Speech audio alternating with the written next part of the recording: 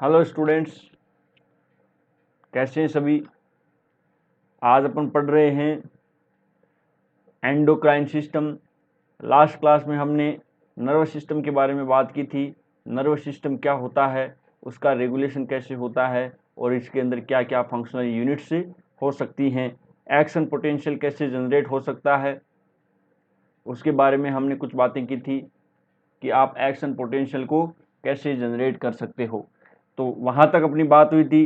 जो nervous system complete हुआ, उसके अंदर देखो सिस्टम का थोड़ा सा ध्यान रखना बहुत ही अच्छी चीज़ है। अगर समझ में आए तो अच्छी चीज़ है। नर्वस सिस्टम का एक्शन पोटेंशियल कैसे जनरेट होता है, किसकी वजह से जनरेट हो रहा है, हाइपर पोलराइजेशन कैसे हो रहा है, डीपोलराइजेशन कैसे हो रहा है, और ligand gated sodium ion channel कैसे काम कर रहे हैं, और voltage gated sodium ion channel कैसे काम कर रही हैं। उस चीज़ का अच्छे से आराम से पढ़ते रहना और अच्छे से उस चीज़ का ध्यान रखना, ताकि आप नेक्स्ट कभी भी उस चीज़ को पढ़ो, कभी भी वो चीज़ पढ़ने को मिले या कोई उससे रिलेटेड क्वेश्चंस आपके सामने आए तो वो क्वेश्चंस आप आराम से सोल्व कर सको। देखिए, बीएससी सेकेंड ईयर या फिर एमएससी प्री या किसी भी फील्ड में हो तो उसके अंदर क्या होगा कि अगर आप बीएससी में हो तो आपको एमएससी करने के लिए यूनिवर्सिटी के एंट्रेंस एग्ज़ाम देने होते हैं। उन एंट्रेंस एग्ज़ाम को ध्यान में रख करके मैं आपको ये सब चीज़ें पढ़ा रहा हूँ। उन एंट्रेंस एग्ज़ाम को ध्यान में रख करके ही मैं आपको ये सब चीज़ें पढ़ा रहा हूँ। बाकी उसके अंदर इतनी डिटेल की आवश्यकता नहीं होती है। अगर आप बीएससी पेपर की बात करो या पास आने की कंडीशन की बात करो तो उसके अंदर ज़्यादा ज़रूरत नहीं होती है। लेकिन आपको नेट की एग्ज़ाम भी देनी है या फिर कोई एंट्रेंस एग्ज़ाम देना है, एमएससी का, यूनिवर्सिटी का कोई भी एंट्रेंस एग्ज़ाम देना है, उस सब के लिए मैं आपको ये चीज़ें पढ़ा रहा हूँ। तो इसलिए इन चीज़ों को आप अच्छे से ध्यान में रखना, कैसे कैसे क्या चीज़ होती है, ये सब बातें मैं आपको बताता रहूँगा। तो नेक्स्ट अभी अपन पढ़ रहे हैं एंडोक्राइन सिस्टम, कि एंडोक्राइन सिस्टम क्या होता है और ये कैसे रेगुलेट होता है। तो एंडोक्राइन सिस्टम जो है वो ग्लैंड से मिलकर के बना हुआ होता है। एंडोक्राइन सिस्टम है ग्लैंड से मिलकर के बना हुआ होता है, जो अपनी बॉडी के अंदर हार्मोन का सिक्रेशन करती हैं और होम्योस्टेसिस बनाने की कंडीशंस के अंदर रहती हैं, यानी कि मेंटेन करती हैं हार्मोन को, अपनी ग्रोथ को रेगुलेट करती हैं या फिर अपने अदर सारे के सारे सिस्टम को भी रेगुलेट करने का काम करती हैं। तो इस प्रकार से एंडोक्राइन सिस्टम है वो अपनी बॉडी की इंटरनल साइड को रेगुलेट करने का काम करती है, और वो किससे कनेक्टेड होता है, ब्रेन से। यानी कि सिग्नलिंग है वो एंडोक्राइन को भी कौन देगा, ब्रेन देगा। तो इस प्रकार से नर्वस सिस्टम से कोरिलेट कौन है, एंडोक्राइन सिस्टम है। और वो एंडोक्राइन सिस्टम रेगुलेट होकर हार्मोन्स का सिक्रेशन करता है, हार्मोन्स का सिक्रेशन करके बॉडी को होम्योस्टेसिस यानी कि कांस्टेंट टेम्परेचर मान लो, या फिर कांस्टेंट वाटर कंसंट्रेशन मान लो, या फिर कांस्टेंट साल्ट्स की कंसंट्रेशन, इन सब का काम है वो किसका है, एंडोक्राइन सिस्टम। इसके अलावा आपकी बॉडी के अंदर डाइजेशन कैसे हो रहा है, हार्मोन्स का कैसे कैसे सिक्रेशन करवाना है, कैसे बीएमआर को कंट्रोल करना है, आपकी सर्काडियम रिथम। सर्काडियम रिथम का क्या मतलब होता है कि आपको प्रॉपर रात को 10 बजे अगर आप रोज़ सोते हो तो रात को 10 बजे आपको नींद आने लग जाती है। सुबह अगर आप 5 बजे उठते हो तो रोज़ आप सुबह 5 बजे अपने आप ही जग जाते हो। इसके अलावा आप रोज़ अगर 11 बजे खाना खाते हो तो आपको अपने आप ही रोज़ 11 बजे खाना खाने के लिए भूख लग जाती है। तो इसका मतलब आपके अंदर दिमाग के अंदर एक क्लॉक सेट है, आपके दिमाग में अंदर एक क्लॉक सेट है, उसको क्या बोलते हैं, सर्काडियम रिथम। अगर ये क्लॉक इम्बैलेंस हो जाएगी, यानी कि अब आपने इम्बैलेंस रूप से खाना खाया, खाना खाने का कोई टाइम नहीं है, सोने का कोई टाइम नहीं है, उठने का कोई टाइम नहीं है, तो आपकी जो सर्काडियम रिथम है वो खराब हो जाती है, इम्बैलेंस हो जाती है। और सर्काडियम रिथम इम्बैलेंस हो जाती है तो क्या होता है, आपको नींद आने में प्रॉब्लम होती है, आपको भूख लगने में प्रॉब्लम होती है, यानी कि आपकी फिजियोलॉजी है वो प्रॉपर काम नहीं कर पाती। तो ये है अपना एंडोक्राइन सिस्टम। तो एंडोक्राइन सिस्टम के बारे में देखिए, कुछ डेफिनेशंस के बारे में देखिए। तो the endocrine system is a messenger system, यानी कि बॉडी के अंदर मैसेंजर सिस्टम की तरह काम करता है, कंपेरिजिंग feedback loops of the hormones release by internal glands. यानी कि ये सिस्टम मैसेंजर सिस्टम का काम कैसे करता है, हार्मोन्स की लूप्स के द्वारा रिलीज होते हैं, और ये हार्मोन कहाँ से रिलीज होंगे, इंटरनल ग्लैंड्स के द्वारा, यानी कि अपनी बॉडी में बहुत सारी इंटरनल ग्लैंड्स होती हैं जो क्या करती हैं, हार्मोन्स का सिग्नल या सिक्रेशन करती हैं। Organism directly into the circulatory system. Circulatory system का क्या मतलब हो गया, ये हार्मोन्स जो हैं वो ब्लड के अंदर रिलीज करते हैं, यानी एंडोक्राइन सिस्टम के अंदर जितनी भी ग्लैंड है वो हार्मोन को कहाँ रिलीज करेंगी, ब्लड के अंदर रिलीज करेंगी, और ये हार्मोन है वो टारगेट ऑर्गन तक ब्लड के द्वारा पहुंच जाएगा, यानी कि सर्कुलेटरी सिस्टम के द्वारा है वो टारगेट ऑर्गन या टारगेट टिश्यू तक पहुंच जाएगा। Then regulating distinct target organs, जैसा कि मैंने बताया सर्कुलेटरी सिस्टम के अंदर डिस्टिंक्ट टारगेट ऑर्गन्स तक ये पहुंच जाएगा। Invertebrate, the hypothalamus is the neural control centre of all endocrine system. जैसा कि मैंने आपको बताया कि नर्वस सिस्टम से कौन सा चीज कनेक्टेड होती है, एंडोक्राइन सिस्टम कनेक्टेड होती है। जैसा कि हाइपोथैलेमस, यानी वर्टिब्रेट्स के अंदर हाइपोथैलेमस है वो कंप्लीट एंडोक्राइन सिस्टम को रेगुलेट करने का काम करता है। हाइपोथैलेमस जो है वो कंप्लीट कंट्रोल करने का काम कौन करेगा, हाइपोथैलेमस। तो ये है आपके एंडोक्राइन सिस्टम के बारे में कुछ ओवरव्यू। अब देखते हैं एंडोक्राइन सिस्टम के अंदर क्या क्या चीजें देखने को आपको मिलेंगी। तो ये आपके एंडोक्राइन सिस्टम की ओवरऑल कुछ ग्लैंड्स हैं और ये ग्लैंड्स की कुछ पोजीशन है। जैसा कि सबसे पहले एंडोक्राइन सिस्टम का पार्ट जो है वो आपका हाइपोथैलेमस है। सबसे पहले एंडोक्राइन ग्लैंड का काम कौन करेंगी, हाइपोथैलेमस, क्योंकि ये हाइपोथैलेमस है वो कंप्लीट ग्लैंड्स को रेगुलेट करेगी, बाकी जितनी भी ग्लैंड्स है वो उसको क्या करेंगी, रेगुलेट करेंगी। तो हाइपोथैलेमस की कंडीशन आपको पता है, हाइपोथैलेमस के जस्ट नीचे एक मटर के दाने के समान होती है पिट्यूटरी ग्लैंड। हाइपोथैलेमस के जस्ट नीचे मटर के दाने के समान एक पिट्यूटरी ग्लैंड होती है। ये पिट्यूटरी ग्लैंड को मास्टर ग्लैंड कहते हैं, क्योंकि हाइपोथैलेमस के जस्ट बाद, यानी कि हाइपोथैलेमस के जस्ट बाद में जितनी भी ग्लैंड्स का कुछ काम होता है तो वो सबसे ज़्यादा काम किसका होता है, पिट्यूटरी ग्लैंड। यानी कि यूँ समझ लो कि 50% के लगभग एंडोक्राइन सिस्टम को कवर कौन कर लेती है, पिट्यूटरी ग्लैंड ही कवर कर लेती है। देन उसके बाद में पीछे की साइड, यानी कि पिट्यूटरी ग्लैंड या स्पाइनल कॉर्ड की जस्ट पीछे की साइड कौन सी ग्लैंड प्रेजेंट होती है, पीनियल ग्लैंड। जैसा कि मैंने आपको बताया सर्काडियम रिथम, सर्काडियम रिथम का काम किसका है, पीनियल ग्लैंड का। सर्काडियम रिथम का काम, या आप सर्काडियम रिथम को दूसरे शब्दों में बोलते हो बायोलॉजिकल क्लॉक, बायोलॉजिकल क्लॉक। तो ये काम किसका है, पीनियल ग्लैंड का। पीनियल ग्लैंड है वही मेलाटोनिन हार्मोन सिक्रेशन करती है, जिसकी वजह से आपका सर्काडियम सिस्टम है वो मेंटेन रखता है जब तक आप उसको रखना चाहते हो। लेकिन अगर आप खुद ही इसको इम्बैलेंस कर दोगे, यानी कि ना ही आपका सोने का टाइम है, ना ही आपका उठने का टाइम है, ना ही कोई प्रॉपर खाना खाने का टाइम है, कुछ भी काम आप टाइम पर नहीं कर रहे हो, तो आपकी सर्काडियम रिथम वो इम्बैलेंस हो जाएगी अपने आप ही। इसके अलावा मेलाटोनिन जो है वो नींद लेने के लिए, प्रॉपर नींद लेने के लिए भी रिस्पॉन्सिबल होता है। और जो सबसे हाई लेवल मेलाटोनिन है वो रात को 12 बजे है वो रिलीज होता है, 12 से लेकर के 3 बजे तक। इसकी वजह से आपको रात को 12 बजे से लेकर 3 बजे तक है वो गहरी नींद आती है, किसकी वजह से, मेलाटोनिन की वजह से। तो इस प्रकार पीनियल ग्लैंड का काम है वो बहुत ही एक ज़रूरी काम है। अगर आपको मेंटली स्टेबल रहना है और अगर आपको मेंटली रिलैक्स रहना है तो ये काम कौन करेगी, पीनियल ग्लैंड करेगी। और अगर आपको ऐसा कुछ करना है तो सुबह जल्दी उठें, क्योंकि सुबह है मॉर्निंग के टाइम पर पीनियल ग्लैंड है वो लेस एक्टिव होती है, यानी कि ज़्यादा काम नहीं कर रही होती है, जिसकी वजह से आप आधी नींद में सो रहे होते हो और आपको सपने सबसे ज़्यादा आते हैं। रात को 12 बजे से लेकर 3 बजे तक कभी भी कोई सपना नहीं आता, कोई ड्रीम्स नहीं आता, क्योंकि ड्रीम्स एक आधी नींद का उच्चारण है। अगर आपका माइंड अनस्टेबल है तब आपको ड्रीम आएंगे, अगर आप गहरी नींद में सोए हो तो इसका मतलब ड्रीम या सपने आपको नहीं आएंगे। तो ये सब काम किसके हैं, पीनियल ग्लैंड के। उसके बाद में थायराइड एंड पैराथायराइड ग्लैंड। ये आप जानते हो कि थायराइड ग्लैंड की पोजीशन क्या होती है, ट्रेकिया के पास में, यानी कि गले के अंदर क्या कौन सी पोजीशन होती है, thyroid and parathyroid. Thyroid gland का आपको काम है कि थायरोक्सिन हार्मोन का रिलीज करना। एक हार्मोन और रिलीज करती है थायराइड ग्लैंड, उसका नाम होता है कैल्सिटोनिन, जो कि कैल्शियम आयंस को मेंटेन करके रखता है। थायराइड ग्लैंड है वो थायरोक्सिन हार्मोन का रिलीज करती है, और थायरोक्सिन हार्मोन आपकी बॉडी के अंदर बहुत सारे काम करता है। सबसे इसका मुख्य काम जो है थायराइड हार्मोन का, वो बीएमआर को रेगुलेट करना, basic metabolic rate.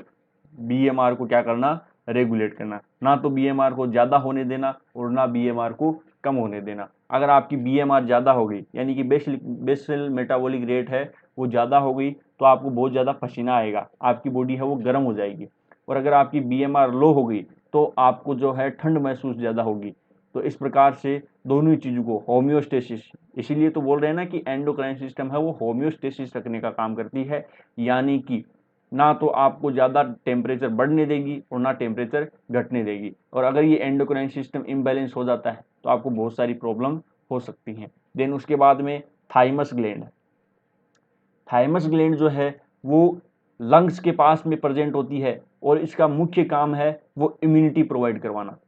Thymus gland का मुख्य काम क्या है, इम्यूनिटी प्रोवाइड करवाना। थाइमस ग्लैंड ही एक ऐसी ग्लैंड है जो चाइल्डहुड के दौरान, यानी कि बचपन के दौरान सबसे साइज में बड़ी होती है, और जब इंसान बड़ा होता है, एज पर्सन होता है, उसकी उम्र बढ़ती जाती है, तो उसके अनुसार थाइमस ग्लैंड की साइज जो है वो घटती जाती है। थाइमस ग्लैंड की साइज घटती जाती है। ये एक ऐसी ग्लैंड है जो बचपन के दौरान तो अपनी मैक्सिमम साइज के अंदर प्रेजेंट होती है, और जब आपकी उम्र बढ़ती जाएगी उसके अनुसार थाइमस ग्लैंड की साइज घटती जाएगी। इसके अलावा कोई ग्लैंड ऐसी मान लो नहीं है, हो सकता है कि वो लेस एक्टिव होना स्टार्ट हो जाए, लेकिन ऐसा नहीं होगा कि बचपन के दौरान तो वो सबसे बड़ी हैं और उसके बाद में उसकी साइज घटती जा रही है। लेकिन थाइमस ग्लैंड एक ऐसी ग्लैंड है जो क्या करेगी, थाइमस ग्लैंड बचपन के दौरान साइज में सबसे मैक्सिमम साइज के अंदर होती है, और जब बड़ा हो जाता है, आदमी बड़ा हो जाता है, तो उस कंडीशन में उसकी साइज है वो धीरे धीरे, वो जैसे उसकी उम्र बढ़ती जाएगी वैसे थाइमस ग्लैंड की साइज है वो घटती जाएगी। और इसका काम है बी सेल्स का मैच्योरेशन और टी सेल्स का मैच्योरेशन। आप जानते हो कि बी सेल्स और टी सेल्स जो है वो इम्यूनिटी के अंदर मोस्ट इंपॉर्टेंट सेल्स होती हैं। तो बचपन के दौरान आप ऐसे ही तो बोलते हैं कि बचपन के दौरान जो बच्चे हैं वो आराम से धूल मिट्टी के अंदर खेलते रहेंगे, तो उनके लिए उनके खिलाफ इम्यूनिटी बन जाएगी। उनके खिलाफ क्या बन जाएगी, इम्यूनिटी बन जाएगी, तो फ्यूचर के अंदर उस बच्चे को कोई प्रॉब्लम नहीं होगी। लेकिन अपन ऐसा क्यों नहीं कहते कि बुढ़ापे के अंदर कोई आदमी धूल मिट्टी में खेल रहा है तो उसको इम्यूनिटी नहीं मिल रही। यानी कि इसके अनुसार तो क्या होना चाहिए कि बुढ़ापे में भी कोई आदमी धूल मिट्टी के अंदर खेल रहा है तो उसके अंदर इम्यूनिटी बननी चाहिए, लेकिन बुढ़ापे में ऐसा नहीं होगा, क्योंकि बचपन के अंदर थाइमस ग्लैंड थी वो अपनी मैक्सिमम साइज में थी और वो किसी भी टाइप की एंटीबॉडी बनाने के सक्षम थी। यानी कि बचपन में आपकी जो थाइमस ग्लैंड है वो maximum B cells T cells का फॉर्मेशन कर रही थी। इसका मतलब आपकी जो ग्लैंड बॉडी है, आपकी बॉडी है वो किसी भी एंटीजन के खिलाफ एंटीबॉडी बनाने में सक्षम है।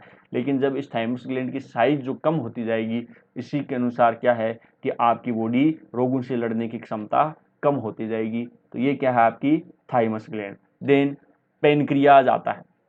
पेनक्रियाज की कंडीशंस है वो लीवर के जस्ट नीचे प्रेजेंट होती है। हालांकि ग्लैंड है वो लीवर को भी आप एक एज ए ग्लैंड मान सकते हो, लेकिन प्रॉपर एंडोक्राइन ग्लैंड है उसको लीवर को नहीं मान सकते। वैसे एक ऑर्गन एंड ग्लैंड दोनों, लीवर है वो ऑर्गन का भी काम कर रहा है और ग्लैंड का भी काम कर रहा है, लेकिन जो प्रॉपर एंडोक्राइन ग्लैंड है वो लीवर नहीं होता। लेकिन लीवर भी एज ए क्या कंसिडर कर सकते हैं, ग्लैंड की तरह कंसिडर कर सकते हैं लीवर को। तो देन आपका आता है पेनक्रियाज। पेनक्रियाज का मुख्य काम है वो आपका जाना बचाना, इंसुलिन ग्लूकागोन का सिक्रेशन करना। पेनक्रियाज का मुख्य काम क्या है, इंसुलिन एंड ग्लूकागोन का सिक्रेशन करना। यानी कि उसके अंदर लैंगरहैंस का द्वीप होता है। पेनक्रियाज के अंदर क्या होता है, लैंगरहैंस का द्वीप, और उसके अंदर अल्फा बीटा और डेल्टा सेल्स प्रेजेंट होती हैं। अल्फा सेल्स का काम है ग्लूकागोन का सिक्रेशन करना, और बीटा सेल्स का काम है इंसुलिन का सिक्रेशन करना, और डेल्टा सेल्स का काम है ACTH, यानी कि कुछ एक हार्मोन होता है जो कि मेटाबॉलिज्म को रेगुलेट करने का काम करता है।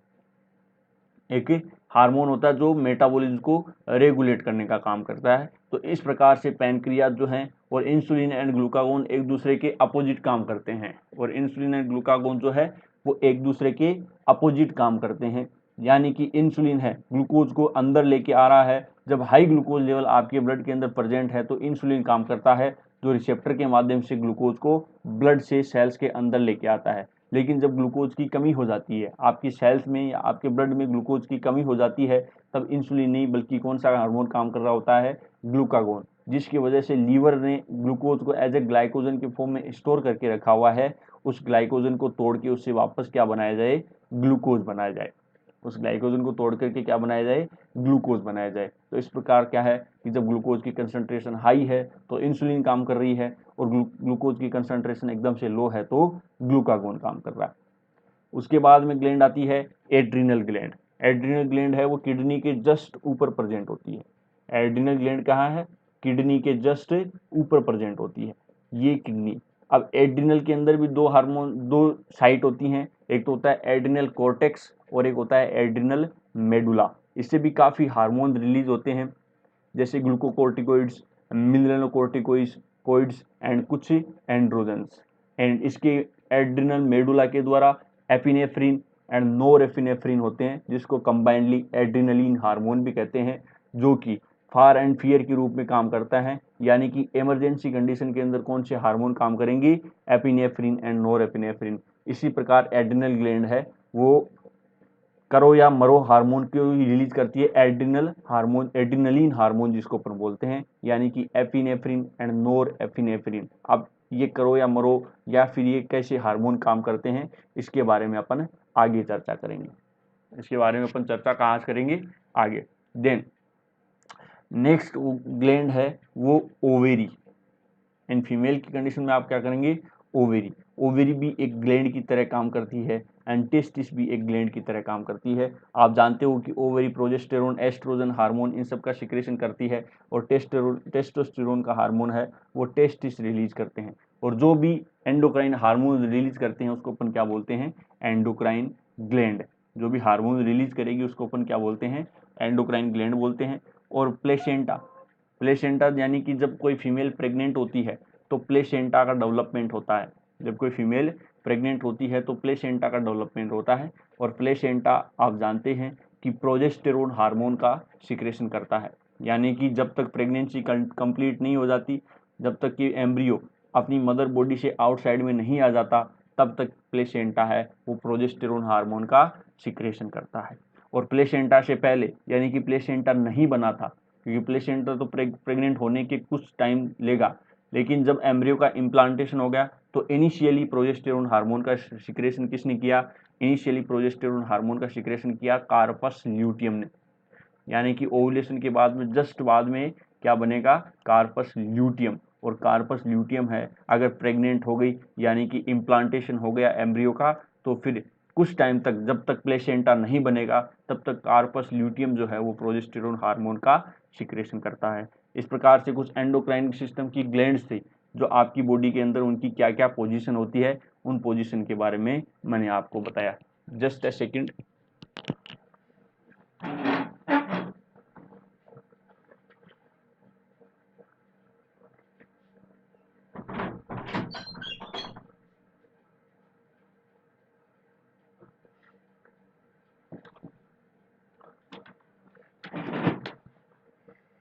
That's sorry.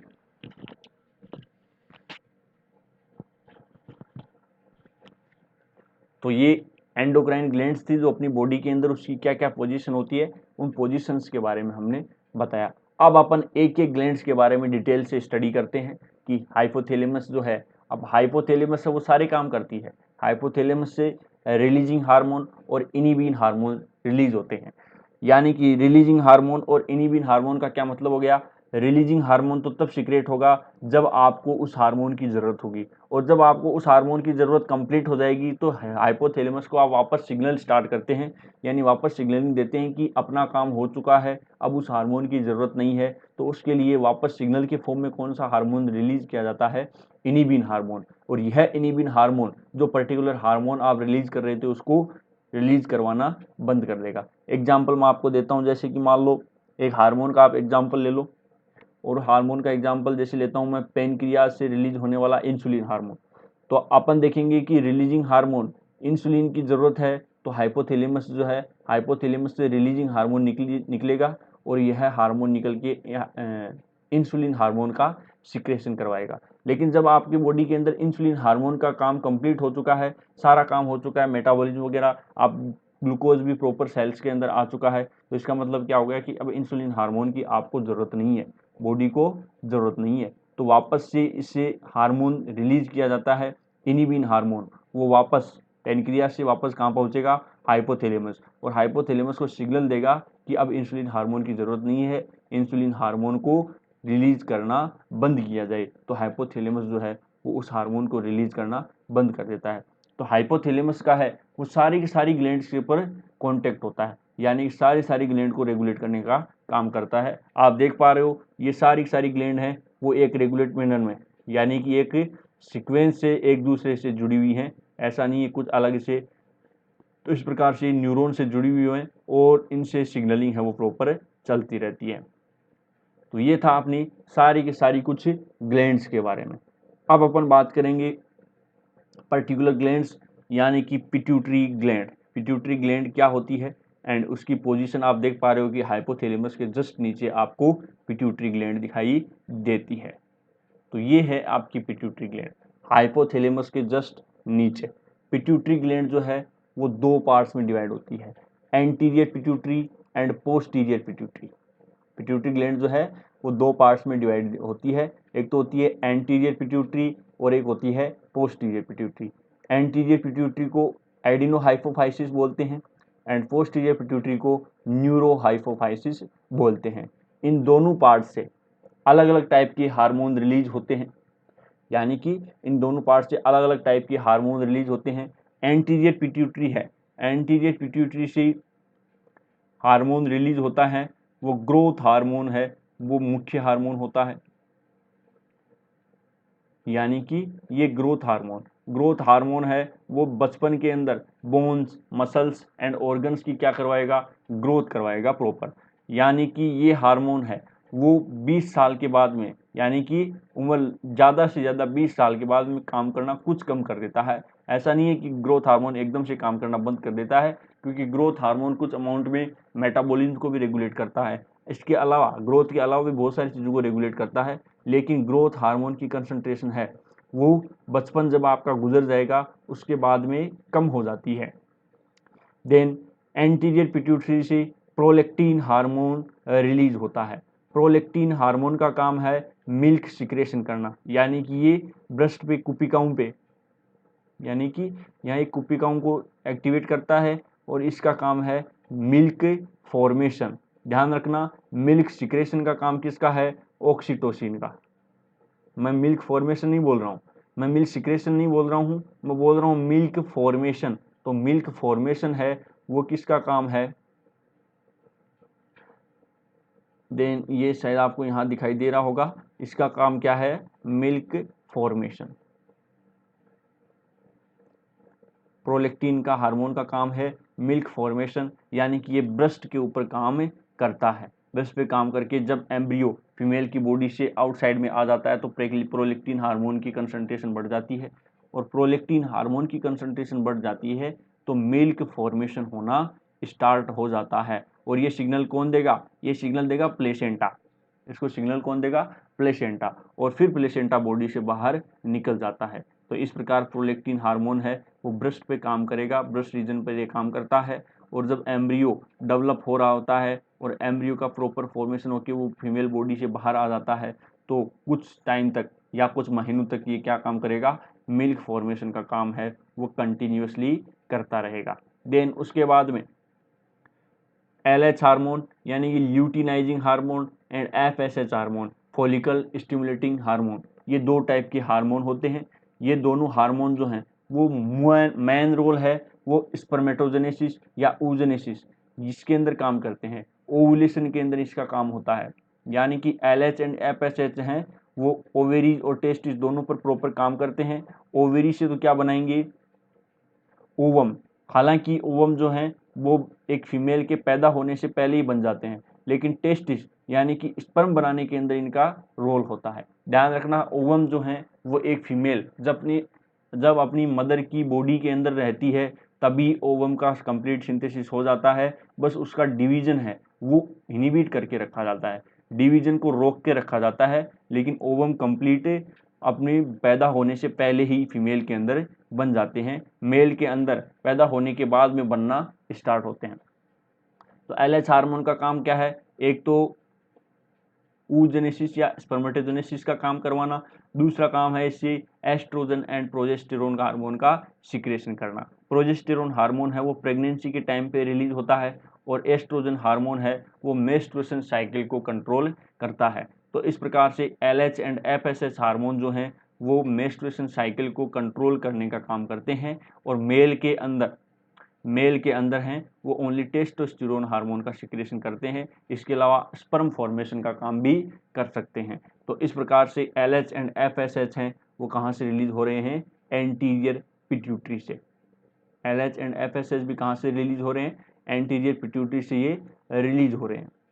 देन आपने देखा ACTH एड्रीनो कोर्टिकोट्रोपिक हार्मोन, क्या है, एड्रीनो कोर्टिकोट्रोपिक हार्मोन। ये हार्मोन कहाँ से रिलीज होता है, एड्रीनल कॉर्टेक्स से। जब अपन एड्रीनल ग्लैंड को डिटेल में पढ़ेंगे तब आपको बताएंगे। इस प्रकार से टेस्टिस एंड ओवरी को भी अपन डिटेल से पढ़ेंगे। लेकिन जो पिट्यूटरी ग्लैंड को मास्टर ग्लैंड क्यों बोल रहे हैं, इसको मास्टर ग्लैंड इसलिए बोल रहे हैं कि ये बाकी सारी की सारी ग्लैंड्स को है वो कंट्रोल कर पा रही है। जैसे कि मान लो थायराइड ग्लैंड को कंट्रोल कर रही है, यहाँ पे आप देख रहे हो किडनी को भी कंट्रोल कर रही है, और ब्रेस्ट एंड यूटेरस को भी क्या कर रही है, कंट्रोल कर रही है। तो इस प्रकार से इसको क्या बोलते हैं, मास्टर ग्लैंड। तो ओवेरी से एस्ट्रोजन प्रोजेस्टेरोन हार्मोन का सिक्रेशन हो रहा है, टेस्टिस से टेस्टोस्टेरोन हार्मोन का सिक्रेशन हो रहा है। इसी प्रकार ACTH हार्मोन का सिक्रेशन करती है, जो एड्रिनल कॉर्टेक्स को कोर्टिकल हार्मोन रिलीज करवाने में हेल्पफुल करते हैं। एड्रिनल कॉर्टेक्स हैं उससे 3 टाइप के हार्मोन रिलीज होते हैं, यानी कि एड्रिनल कॉर्टेक्स को भी फिर से 3 पार्ट्स में डिवाइड किया जाता है। एक तो होता है जोना ग्लोमेरुलोसा, जोना फेसिकुलेटा और जोना रेटिकुलेरिस। क्या होता है, जोना ग्लोमेरुलोसा, जोना फेसिकुलेटा और जोना रेटिकुलेरिस। ये 3 पार्ट होते हैं, और तीनों से अलग अलग टाइप के 3 हार्मोन रिलीज होते हैं, जैसे कि मिनरलोकोर्टिकोइड्स, ग्लूकोकोर्टिकोइड्स एंड, और कौन सा हार्मोन होता है, एंड्रोजन हार्मोन, जो कि मेल के अंदर सिक्रेशन होता है। तो इस प्रकार से ये एड्रिनल ग्लैंड के ऊपर ACTH काम करता है। देन TSH हार्मोन रिलीज किया जाता है। TSH थायराइड स्टिमुलेटिंग हार्मोन, इसका नाम क्या होता है, थायराइड स्टिमुलेटिंग हार्मोन। ये थायराइड स्टिमुलेटिंग हार्मोन है वो थायराइड ग्लैंड को स्टिमुलेट करेगा, यानी कि पिट्यूटरी ग्लैंड उसको सिग्नल देगी, यानी कि ब्रेन से तो कौन सा हार्मोन रिलीज होगा, TRH थायराइड रिलीजिंग हार्मोन। ये ब्रेन से रिलीज होगा, ब्रेन से रिलीज होकर कहाँ पहुंचेगा, पिट्यूटरी ग्लैंड के पास में। पिट्यूटरी ग्लैंड है वो देगी कि भाई हाँ ऊपर से सूचना आई है, क्या सूचना आई है कि थायरोक्सिन हार्मोन का क्या किया जाए, रिलीज किया जाए। थायरोक्सिन हार्मोन को क्या किया जाए, रिलीज किया जाए। ये ऊपर से ऐसा आदेश आया है, कहाँ से, हाइपोथैलेमस से। हाइपोथैलेमस से TRH के रेस्पॉन्स में पिट्यूटरी ग्लैंड है वो TSH रिलीज करती है, थायराइड स्टिमुलेटिंग हार्मोन, यानी कि थायराइड ग्लैंड को स्टिमुलेट कर रही है, थायराइड ग्लैंड को एक्टिव कर रही है, किसके लिए, थायरोक्सिन हार्मोन के सिक्रेशन के लिए। तो इसने क्या किया, TSH हार्मोन को रिलीज किया, जिसकी वजह से थायराइड ग्लैंड ने क्या स्टार्ट कर दिया, थायरोक्सिन हार्मोन रिलीज करना स्टार्ट कर दिया। तो देखो थायराइड ग्लैंड के अंदर ग्लोमेरुलस सेल और ग्लोमेरुलस सेल्स हैं। ऐसी कुछ 2 टाइप की सेल्स होती हैं जो थायरोक्सिन एंड कैल्सिटोनिन हार्मोन का सिक्रेशन करती हैं। यानी कि थायरोक्सिन हार्मोन के बारे में तो आपने, sorry, follicular cells and parafollicular cells होती हैं, ग्लोमेरुलस नहीं होती हैं। थायराइड ग्लैंड के अंदर follicular cells and parafollicular cells होती हैं, जो कि फॉलिकुलर सेल्स का काम है थायरोक्सिन हार्मोन को रिलीज करना, और पैराफॉलिकुलर का काम है कैल्सिटोनिन हार्मोन को रिलीज करना। थायरोक्सिन हार्मोन के बारे में तो आपने बहुत बार पढ़ चुके हो, लेकिन जो पैराफॉलिकुलर सेल्स यानी कि कैल्सिटोनिन है वो कैल्शियम आयन को कंट्रोल करने का काम करता है। ये हार्मोन भी थायराइड ग्लैंड से भी रिलीज होता है, इस बात को और ध्यान रखना। थायरोक्सिन का तो आपको पता था, एक कैल्सिटोनिन का ध्यान और रखना। आगे अपन थायराइड ग्लैंड के बारे में भी डिटेल में पढ़ेंगे। देन ये तो बात थी किसके बारे में, एंटीरियर पिट्यूटरी के बारे में। एंटीरियर पिट्यूटरी ने इतने टाइप के हार्मोन्स रिलीज किए, ठीक है। एंटीरियर पिट्यूटरी ने ये कुछ टाइप के हार्मोन्स को रिलीज किया, और सब पे अपना अपना डिफरेंट टाइप का एक्शन था। अब बात करते हैं पोस्टीरियर पिट्यूटरी की। अब बात किसकी करेंगे, पोस्टीरियर पिट्यूटरी की। पोस्टीरियर पिट्यूटरी को अपन क्या बोलते हैं, न्यूरो हाइपोफाइसिस भी बोल सकते हैं। एंटीरियर पिट्यूटरी को एडिनो हाइपोफाइसिस भी बोल सकते हैं। पोस्टीरियर पिट्यूटरी से 2 टाइप के हार्मोन्स का सिक्रेशन होता है। पोस्टीरियर पिट्यूटरी से 2 टाइप के हार्मोन्स का सिक्रेशन हो सकता है, एक तो होता है वेसोप्रेसिन और एक होता है ऑक्सीटोसिन। वेसोप्रेसिन को दूसरा नाम है ADH, anti diuretic hormone. Vasopressin का दूसरा नाम क्या है? Anti diuretic hormone. And oxytocin है वो ब्रेस्ट एंड यूटेरस पे काम करता है। अब देखिए ADH है वो किडनी पे एक्ट करता है, वेसोप्रेसिन एक्ट कहाँ करता है? किडनी पे एक्ट करता है। और ये दोनों हार्मोन ऐसे हैं जिसको पिट्यूटरी ही रिलीज करती है। यहाँ पर आप देख पा रहे थे एंटीरियर पिट्यूटरी के अंदर ये स्टिमुलेटिंग हार्मोन रिलीज करती है, यानी कि प्रॉपर हार्मोन तो ग्लैंड ही रिलीज करती है। यानी एस्ट्रोजन एंड प्रोजेस्टेरोन को ओवेरी रिलीज कर रही है, टेस्टोस्टेरोन को टेस्टिस रिलीज कर रहा है, एड्रेनलिन हार्मोन को एड्रेनल ग्लैंड रिलीज कर रही है, और थायरोक्सिन हार्मोन को थायराइड ग्लैंड रिलीज कर रही है। यानी कि एडिनोहाइपोफाइसिस के अंदर आप देख पा रहे थे कि वो प्रॉपर हार्मोन का सिक्रेशन नहीं कर रही थी, लेकिन स्टिमुलेटिंग हार्मोन का सिक्रेशन कर रही थी, यानी कि उस प्रॉपर ग्लैंड को स्टिमुलेट कर रही थी पर्टिकुलर हार्मोन के रिलीज करने के लिए। लेकिन पोस्टीरियर पिट्यूटरी के अंदर वेसोप्रेसिन एंड ऑक्सीटोसिन जो हैं वो इसी के अंदर स्टोर होते हैं और आवश्यकता पड़ने पर यहीं से हार्मोन को रिलीज किया जाता है।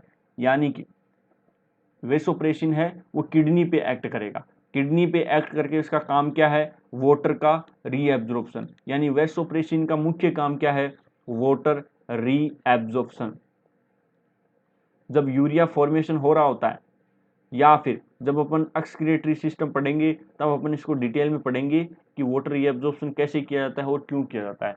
अपने बॉडी के अंदर वाटर की कंसंट्रेशन को प्रॉपर बनाए रखने के लिए, यानी कि बॉडी के अंदर वाटर की कमी नहीं होनी चाहिए किसी भी कंडीशन में, बॉडी के अंदर वाटर की कमी नहीं होनी चाहिए। और वाटर की कमी नहीं होनी चाहिए इसके लिए अपन बॉडी के अंदर कौन सा हार्मोन होता है?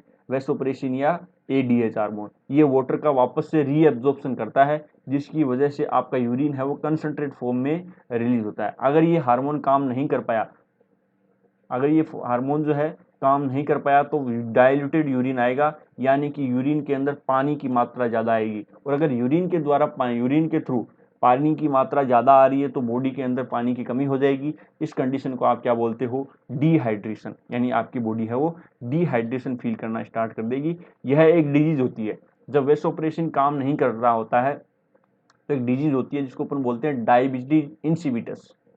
जब वेसोप्रेसिन हार्मोन काम नहीं कर रहा होता है तब एक डिजीज होती है, जिस डिजीज का नाम क्या होता है? Diabetes insipidus. ये डिजीज होती है। इसके अलावा डायबिटीज दो टाइप की होती है, डायबिटीज मेलाइटस और डायबिटीज इंसिपिटस। जो डायबिटीज मेलाइटस जो होता है वो पेनक्रियाज यानी कि इंसुलिन हार्मोन की कमी की वजह से होता है, और डायबिटीज इंसिपिटस जो है वो किसकी कमी से होता है? वेसोप्रेसिन हार्मोन की कमी की वजह से। तो जब डायबिटीज में इंसिपिटस आपको होता है यानी कि वेसोप्रेसिन हार्मोन की कमी है, और वेसोप्रेसिन हार्मोन की कमी है तो इसका मतलब है कि वाटर रीएब्जॉर्प्शन नहीं हो पा रहा, वाटर रीएब्जॉर्प्शन नहीं हो पा रहा। तो आपको एक तो बार बार है वो यूरिन के लिए जाना पड़ेगा, और दूसरा है आपको बार बार प्यास लगती रहेगी, आपकी प्यास कभी भी बुझेगी नहीं, क्योंकि वाटर है वो अंदर स्टोर नहीं हो पा रहा है, वाटर का रीएब्जॉर्प्शन नहीं हो पा रहा है। ये काम किसका है? वेसोप्रेसिन का। देन दूसरा हार्मोन ऑक्सीटोसिन। ऑक्सीटोसिन है वो ब्रेस्ट पर एंड यूटेरस पर एक्ट करता है। ब्रेस्ट पर एक्ट कैसे करेगा? ब्रेस्ट रीजन के अंदर जो स्तन ग्लैंड है, जो मेमरी ग्लैंड या स्तन ग्रंथियां हैं उनके ऊपर एक्ट करता है। जो प्रोलेक्टिन हार्मोन ने, यानी कि जो प्रोलेक्टिन हार्मोन ने मिल्क फॉर्मेशन किया था, उस मिल्क को बॉडी से बाहर कैसे निकाला जाता है? ऑक्सीटोसिन हार्मोन के द्वारा। क्योंकि ये ऑक्सीटोसिन हार्मोन है वो मसल्स कॉन्ट्रैक्शन और मसल्स रिलैक्सेशन इन सब का काम करता है, जिसकी वजह से मिल्क है वो बॉडी से बाहर आता है, स्तन ग्रंथियों से बाहर आता है। लेकिन ध्यान रखना ऑक्सीटोसिन ने मिल्क फॉर्मेशन नहीं किया, यानी कि मिल्क बनाया नहीं है ऑक्सीटोसिन ने। ऑक्सीटोसिन ने क्या किया है? जो मिल्क बॉडी के अंदर प्रेजेंट था उस मिल्क को बाहर निकालने का काम किया है। मिल्क बनाने का काम तो किसने किया है? प्रोलेक्टिन हार्मोन ने। मिल्क बनाने का काम किसने किया है? प्रोलेक्टिन हार्मोन ने। लेकिन मिल्क का सिक्रेशन करने का काम किसने किया है? ऑक्सीटोसिन हार्मोन ने। इसके अलावा यूटेरस पे ऑक्सीटोसिन का क्या काम है? यूटेरस पे ऑक्सीटोसिन का काम है, यूटेरस पे ऑक्सीटोसिन का काम है जब एम्ब्रियो बर्थ होता है, एम्ब्रियो बॉडी से बाहर आता है, तब वेजिना की साइज जो है वो इतनी ज़्यादा बड़ी नहीं होती जिससे एम्ब्रियो है वो बाहर आ सके, फीमेल की बॉडी से बाहर आ सके। तो उसके अंदर मसल्स के अंदर कॉन्ट्रैक्शन करता है, यानी कि मसल्स के अंदर तेज कॉन्ट्रैक्शन करता है, जिसकी वजह से एम्ब्रियो को आगे की तरफ धकेला जाता है, यानी एम्ब्रियो को बाहर धकेला जाता है। मसल्स के अंदर की तरफ मसल्स में बहुत ज़्यादा कॉन्ट्रैक्शन होता है, जिसकी वजह से जो है वो एक तो रास्ता चौड़ा हो जाता है और एम्ब्रियो है वो आसानी से फीमेल की बॉडी से बाहर आ सकता है। तो ये एम्ब्रियो की बर्थ करवाने में इम्पोर्टेंट है। इसके अलावा जो मिल्क सिक्रेशन है ये काम करवाने में इम्पोर्टेंट है। अब देखो आप इसके अंदर देख रहे हो, दोनों ही कंडीशन के अंदर फीमेल के अंदर देख रहे हो, यानी कि ऑक्सीटोसिन का काम है वो फीमेल स्पेसिफिक होता है, लेकिन ऐसा नहीं होता कि मेल के अंदर ये बिल्कुल भी प्रेजेंट नहीं होता। इसका ज़्यादा काम जो है वो फीमेल में होता है, ये बात अपन मान सकते हैं, लेकिन ये मेल में भी कुछ अमाउंट में प्रेजेंट होता है, क्योंकि मेल्स को भी मसल्स कॉन्ट्रैक्शन या रिलैक्सेशन की आवश्यकता पड़ती है। तो इस प्रकार से आपकी पिट्यूटरी ग्लैंड थी, anterior pituitary and posterior pituitary. लगभग पिट्यूटरी ग्लैंड दें आपको पोस्टीरियर पिट्यूटरी के हार्मोन्स को छोड़ दिया जाए तो बाकी एंटीरियर पिट्यूटरी है वो डायरेक्ट हार्मोन का सिक्रेशन नहीं करके दूसरी ग्लैंड से हार्मोन्स का सिक्रेशन करवाती है। तो ऐसे हार्मोन्स को बोलते हैं एक्टोपिक या कोर्टिक हार्मोन, एक्टोपिक हार्मोन उसको बोलते हैं। तो देखिए मोस्ट ऑफ इसको मास्टर ग्लैंड क्यों बोलते हैं? मास्टर ग्लैंड इसको इसलिए बोलते हैं कि ये अदर ग्लैंड को क्या करती है, रेगुलेट करने का काम करती है। मास्टर ग्लैंड हमने इसको क्यों बोला? क्योंकि ये जो दूसरी ग्लैंड है, जितनी भी दूसरी टाइप की ग्लैंड्स थी उन ग्लैंड्स को रेगुलेट करने का काम इसने किया है, इसलिए पिट्यूटरी ग्लैंड को क्या बोला जाता है, मास्टर ग्लैंड। तो ये आपकी पिट्यूटरी ग्लैंड थी। आपकी बॉडी में बहुत सारी ग्लैंड्स होती हैं, सिलेबस बहुत बड़ा है, ठीक है, एनिमल फिजियोलॉजी भी है, बायोकेमिस्ट्री भी है। तो बस आपको इम्पोर्टेंट चीज़ों को ध्यान में रखना है और इम्पोर्टेंट चीज़ों को ध्यान में रखते हुए आपको अपनी स्टडी को आगे बढ़ाना है। तो ये कुछ पिट्यूटरी ग्लैंड के काम थे। नेक्स्ट वीडियो में अपन बात करेंगे नेक्स्ट ग्लैंड्स के बारे में कि कौन सी ग्लैंड्स है वो कैसे काम करती है। किसी भी प्रकार की आपको कोई प्रॉब्लम है तो आप कभी भी पूछ सकते हो, कोई दिक्कत वाली बात नहीं है। तो नेक्स्ट वीडियो में अपन बात करेंगे नेक्स्ट टॉपिक के लिए। आज के लिए बस इतना ही। नेक्स्ट ग्लैंड की बात करेंगे। आप इन ग्लैंड्स को अच्छे से पढ़े, अच्छे से ध्यान में रखिए, सबकी लोकेशन ध्यान में रखिए, आपका जो टॉपिक है वो बहुत ही आसान हो जाएगा। तो मिलते हैं नेक्स्ट वीडियो में, तब तक के लिए थैंक यू सो मच।